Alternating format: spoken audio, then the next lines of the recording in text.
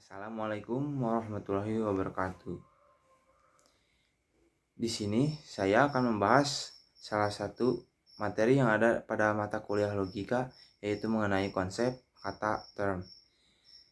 Video ini untuk melengkapi salah satu tugas mata kuliah logika saya. Sebelumnya, perkenalkan, nama saya Muhammad Faisal Abinaya dari Prodi Ilmu Hukum, Fakultas Hukum, Universitas Pasundan Bandung. Di sini kita akan membahas tentang satuan terkecil dari dalam proposisi, yaitu kata. Kata mempunyai beberapa pengertian sebagai berikut. Kata memiliki pengertian positif. Kata mempunyai pengertian positif apabila ia mengandung penegasan adanya sesuatu seperti gemuk. Gemuk mengandung adanya sesuatu, yaitu adanya daging. Kaya mengandung adanya sesuatu, yaitu adanya harta. Pandai mengandung sesuatu seperti adanya ilmu dan sebagainya. Negatif. Kata mempunyai pengertian negatif apabila diawali dengan salah satu dari kata tidak, tak, non, atau bukan. Seperti tidak gemuk, tak kurus, bukan kaya. Privatif. Kata mempunyai pengertian privatif apabila mengandung makna tidak adanya sesuatu. Seperti kurus. Kurus mengandung tidak adanya daging. Bodoh mengandung tidak adanya ilmu. Miskin mengandung tidak adanya harta, dan sebagainya. Selanjutnya, kata mempunyai pengertian universal. Kata mempunyai pengertian universal apabila ia mengikat keseluruhan bawahannya tanpa terkecuali, seperti rumah. Artinya rumah ya seluruh rumah diambil tanpa terkecuali, termasuk ke dalam partikel-partikel rumah itu sendiri. Selanjutnya, partikular. Kata mempunyai pengertian partikular apabila ia mengikat bawahan tetapi tidak mencakup keseluruhan anggota yang diikatnya, seperti sebagian manusia. Artinya tidak mengikat seluruh manusia, yang dibedakan dengan kata sebagian. Kata di sini memiliki pengertian singular, seperti pada kata universal yang anggotanya diikat secara banyak dan tidak terbatas. Berbeda dengan singular yang anggota menjadi bawahan kata singular itu adalah terbatas dan hanya satu. Kata juga memiliki pengertian kolektif. Kata mempunyai pengertian kolektif apabila ia mengikat sejumlah barang yang mempunyai persamaan fungsi yang membentuk suatu kesatuan, seperti regu, tim, kesebelasan, panitia, dewan, dan lain sebagainya. Konkret. Kata juga memiliki arti konkret apabila ia menunjukkan kepada suatu benda, orang, atau apa yang mempunyai eksistensi tertentu, seperti buku, rumah, kuda, Hasan, dan lain-lain. Yang selanjutnya, abstrak.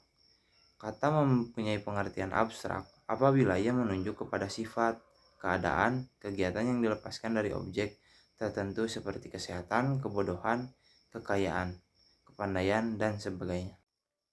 Mutlak. Di sini kata bisa menjadi pengertian mutlak apabila ia dapat dipahami dengan sendirinya tanpa membutuhkan hubungan dengan benda lain, seperti buku, rumah, kuda. Contohnya buku. Buku dapat dipahami dengan sendirinya tanpa dihubungkan dengan benda-benda lain seperti pulpen, pensil, dan lain sebagainya. Selanjutnya, relatif. Kata mempunyai pengertian relatif apabila ia tidak dapat dipahami dengan sendirinya tetapi harus selalu ada hubungan dengan benda lain, seperti ayah. Ayah harus ada hubungannya dengan anak. Pemimpin harus ada hubungannya dengan bawahan. Suami harus ada hubungannya dengan istri. Kakek harus berhubungan dengan cucu, harus adanya hubungan dengan cucu. Selanjutnya, univok. Univok adalah kata yang mempunyai satu makna yang jelas, tidak membingungkan, seperti buku, pulpen, pensil, botol, kursi, dan sebagainya. Maksudnya di sini pulpen artinya maknanya jelas, yaitu benda, alat tulis, benda atau alat untuk menulis. Selanjutnya ada equivok. Equivoc adalah kata yang mengandung makna lebih dari satu, seperti bunga, bulan, buku. Di sini akan saya bahas mengenai ini salah satu contohnya. Makna equivoc mengandung makna lebih dari satu. Contohnya buku. Buku itu bisa jadi sebagai tempat untuk menulis atau kertas yang diikat pada bagian sisinya, atau mengandung makna yang lain seperti dua ruas di antara batang tumbuhan. Selanjutnya adalah analog. Analog adalah kata yang dalam pemakaiannya mempunyai makna yang berbeda dengan makna aslinya, tetapi masih memiliki persamaan. Yang selanjutnya ada bermakna. Di sini pengertian bermakna yaitu kata yang memiliki konotasi dan denotasi, sering disebut juga sebagai konotatif atau bermakna. Dan yang terakhir pengertian dari kata yaitu tak bermakna. Dikatakan tak bermakna apabila suatu kata tidak memiliki denotasi, disebut juga non-konotatif. Selain pengertian, di sini saya juga akan membahas mengenai kata sebagai predikat. Kata atau susunan suatu kata yang berfungsi sebagai subjek atau predikat disebut juga term. Sebagai predikat, term dapat dibedakan menjadi yang pertama genus, jenis atau jeans, yang kedua differentia, sifat pembeda atau fasal, yang ketiga spesia, kelas atau nau, yang keempat profia, sifat khusus atau hal khasas, yang kelima accidentia, sifat umum al-arab. Saya akan membedahnya satu persatu. Yang pertama genus, jenis atau jeans. Jenis, genus, jeans adalah term yang mempunyai bawahan banyak dan berbeda-beda, tetapi semuanya mempunyai sifat yang mengikat keseluruhan bawahan yang berbeda-beda itu. Jadi yang berbeda itu diikat oleh satu kesatuan menjadi keseluruhan.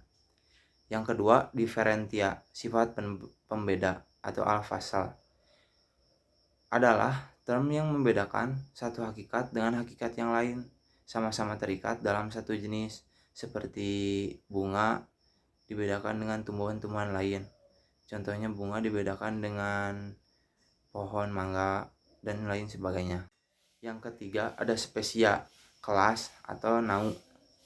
Spesia, kelas atau nau adalah term yang menunjukkan hakikat yang berlainan tetapi sama-sama terikat dalam satu jenis. Contohnya manusia, kuda, kerbau, kambing. Itu sama-sama satu jenis, jenisnya adalah binatang. Yang keempat, propria, sifat khusus atau al-khasah. Propria, sifat khusus atau al-khasah adalah term yang menyatakan sifat hakikat dari suatu spesies sebagai akibat dari sifat pembeda yang dimilikinya. Dan yang terakhir, yang kelima, yaitu accidentia, sifat umum al-arad, adalah term yang menunjukkan sifat yang tidak harus dimiliki oleh satu spesies seperti gemuk, kurus, pandai, ceroboh, dan sebagainya. Cukup sekian penjelasan ataupun pengertian dari saya. Terima kasih telah menonton video ini. Wassalamualaikum warahmatullahi wabarakatuh.